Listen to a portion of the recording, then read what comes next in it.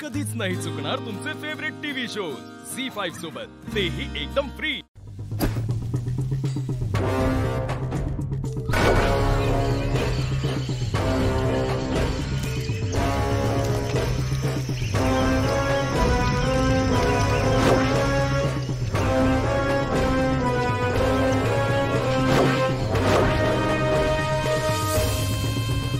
विरोचकाचा वध फक्त आणि फक्त त्या कट्यारीनेच होऊ शकतो आणि म्हणूनच ती कट्यार नष्ट होत नाहीये।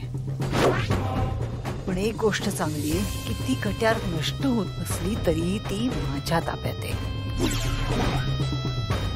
पण ह्या त्रिनयनेच्या लेकी कधीही पोहोचू शकतात कट्यारीपर्यंत। कट्यार नष्ट होत नाही तोपर्यंत ती अशा ठिकाणी ठेवली पाहिजे की जिथे या त्रिनयनेच्या लेकी पोहोचूच शकणार नाहीत।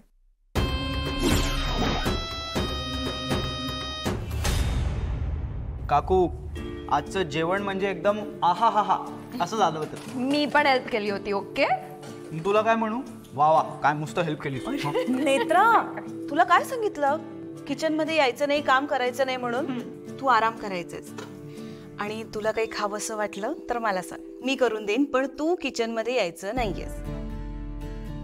ए, मी ऑनलाइन इमली मागवू का? अगं, आधी तिला विचार, तिला काय खावंसं वाटतंय ते। मी सांगेन मला काही खावंसं वाटलं तर। तुम्ही या विषयावर बोलायचं नाही, मी तुम्हाला सांगितलंय ना। आणि इतक्या मोठ्यांदा तर नाहीच नाही। मला तेच म्हणायचं होतं, थोडं पेशन्स ठेवा। करेक्ट आहे, या विषयावर विरोचक अगदी दुसऱ्या रूम मध्ये असलं तरी इतक्या मोठ्याने आणि ओपनली नाही बोलायचं। ओके, सॉरी बाईजी। नेत्रा, औषधं घ्यायची। बरं, मी आहे माझ्या रूम मध्ये।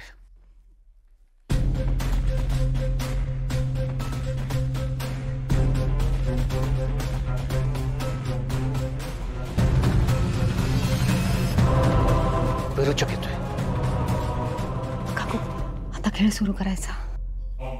थोडी जरी शंका आली किंवा धोका आहे असं वाटलं तर विरोचकापासून लांब जायचं।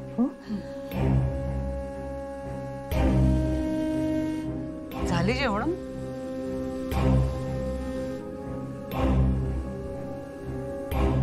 तन्मय, फाल्गुनी, रूम मध्ये जा, आराम करा। नेत्रा चल, काकू चल, हवा चला। हो बरं,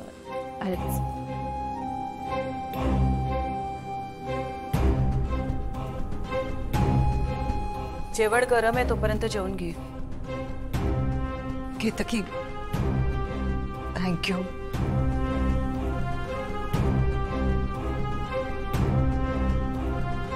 म्हणजे तू मला खाण्याची पोटी जेवून घे म्हणून सांगितलंस। कोणी बोलतच नाहीये ग माझ्या बरोबर। मी आले की निघून जातात सगळे। मी केलेला स्वयंपाक सुद्धा जेवत नाही। मला खरंच खूप त्रास होतोय। झी5 ॲप डाउनलोड करा आणि पहा सर्व एपिसोड्स एकदम फ्री।